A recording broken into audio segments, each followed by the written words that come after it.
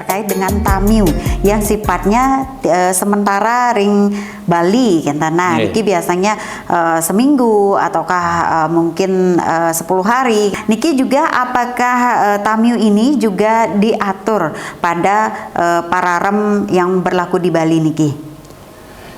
Ya.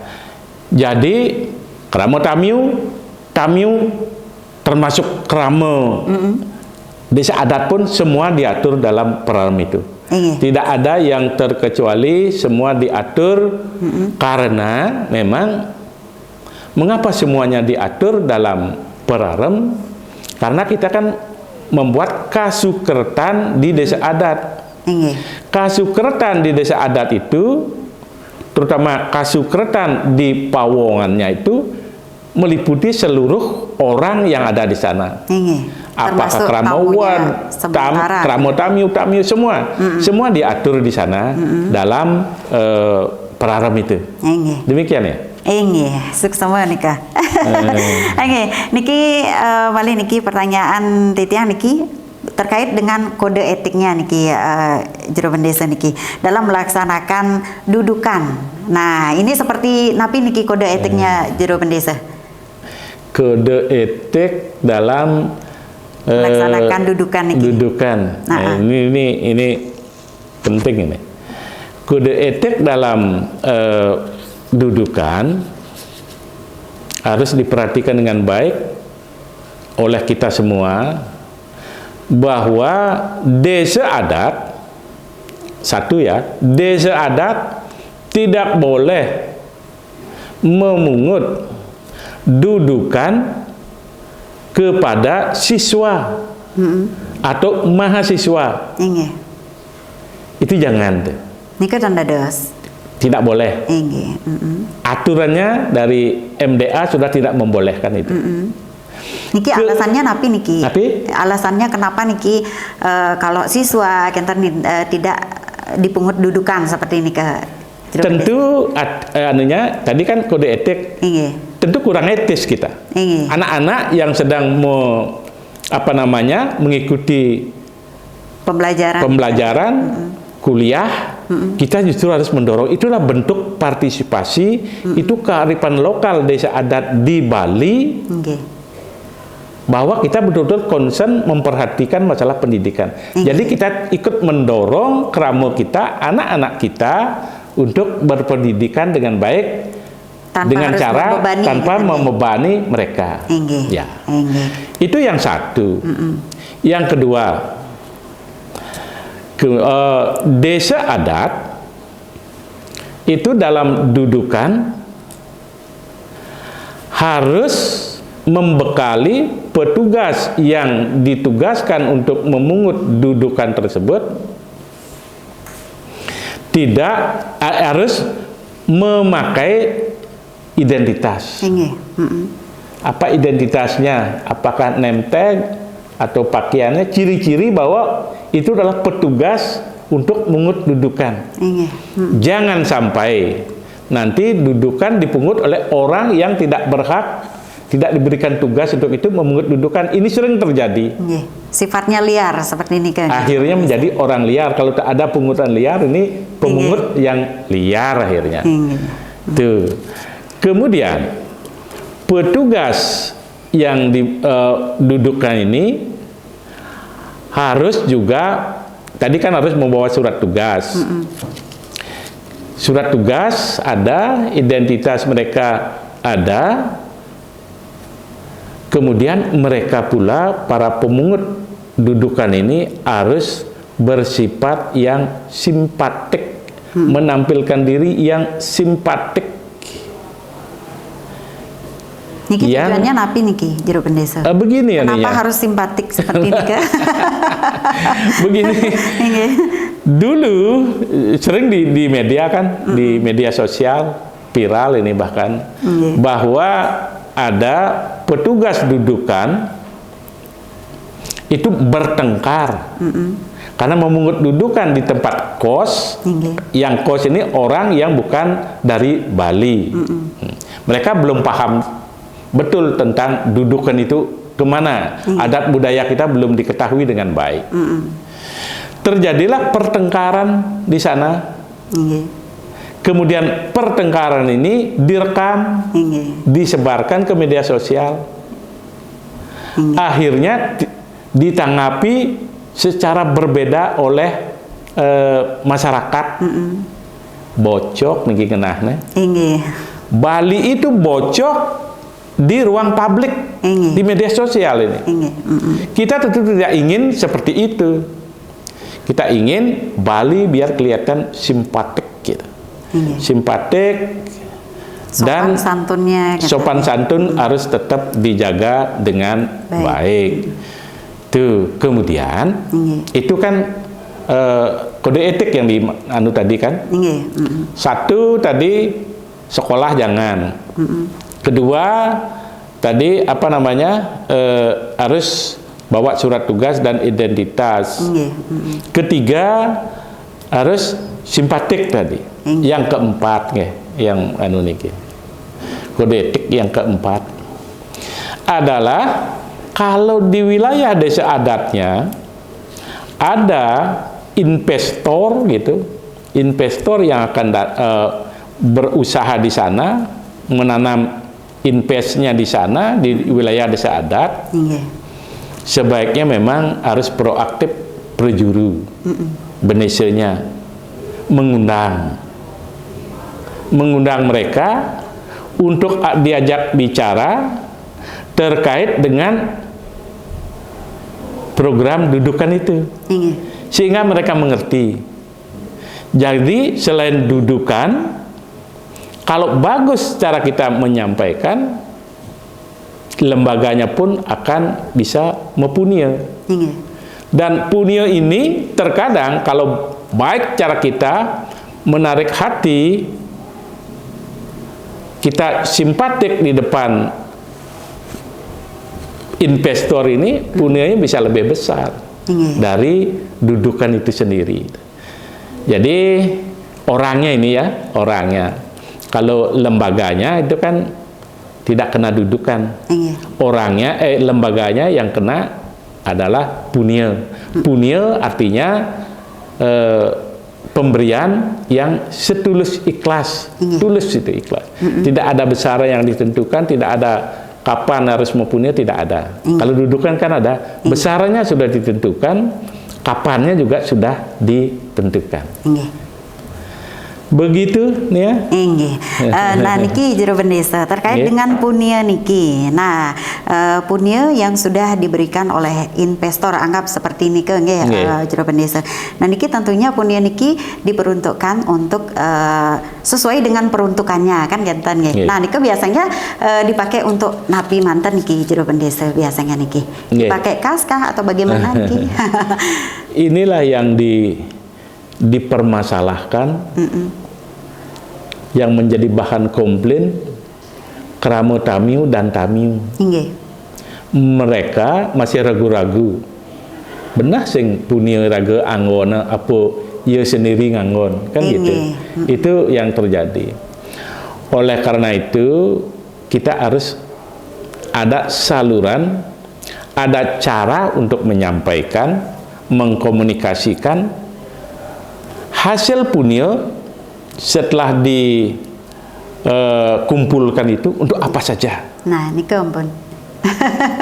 Biasanya banyak masyarakat sehingga pasti bertanya. Mempunyai akses, ya. Tamiu atau Kramo Tamiu mempunyai akses untuk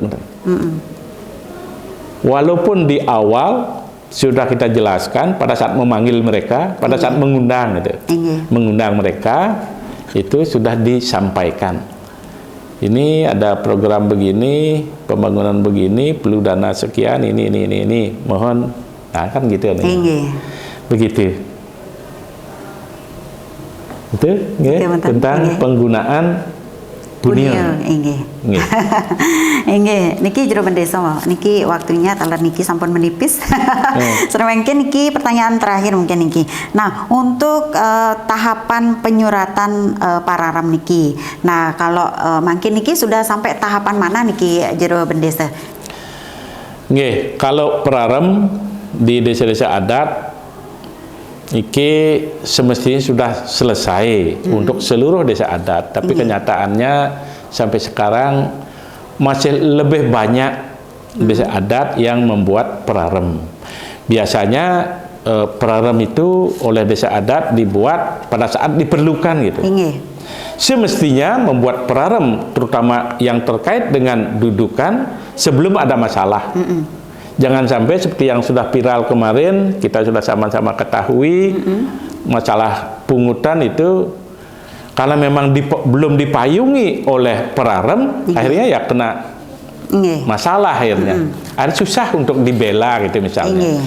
Bagaimana kita membela orang peraremnya sendiri tidak ada, kalaupun ada tidak sesuai dengan pedoman yang dipedomani oleh MDA, itu kan susah. Nah, tahapan-tahapan untuk membentuk atau membuat perarem, ya pertama kita harus membuat pendataan dulu. Jadi perjuru desa adat harus melakukan pendataan berapa ada kerama desa adat di wilayahnya, berapa kerama tamiu, berapa tamiu yang ada di sana. Dengan data yang jelas ini kita akan tahu arah kita terkait dengan dudukan terutama dan kebijakan-kebijakan yang lain, arah pembangunan yang lain kita akan lebih mudah. Itu yang pertama harus dilakukan.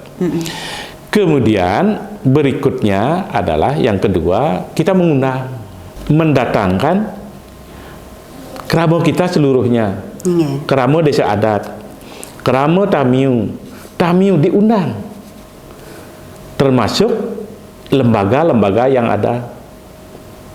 Apakah itu lembaga pemerintah maupun lembaga swasta, kita undang. Di sana prejuru atau siapa itu memaparkan arah pembangunan di desa adat itu kemana, program kerjanya apa.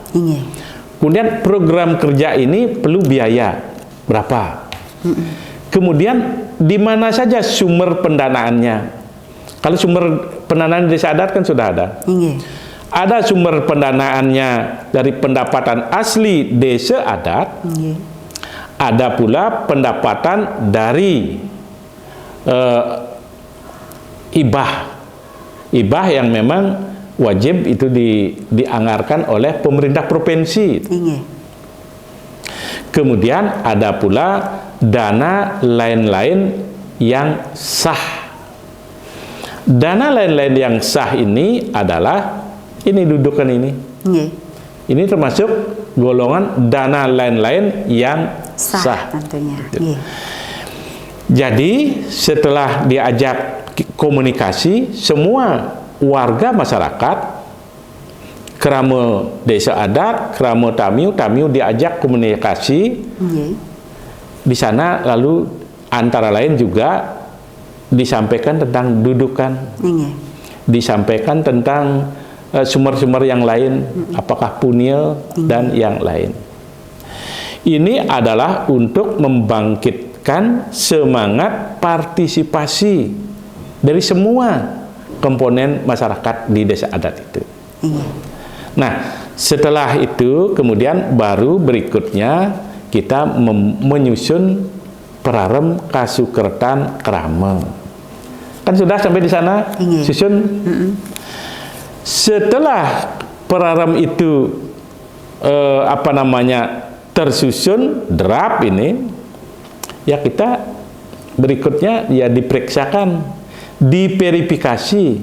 Kita bawa ke MDA semua tingkatan, kecamatan, kabupaten, terutama di provinsi, untuk memverifikasi apakah perarem kita yang telah kita buat itu sudah sesuai dalam artian perarem itu sudah matching dengan desa mawa caranya, kemudian Bali mawa caranya, negara mawa tata, tidak boleh bertentangan.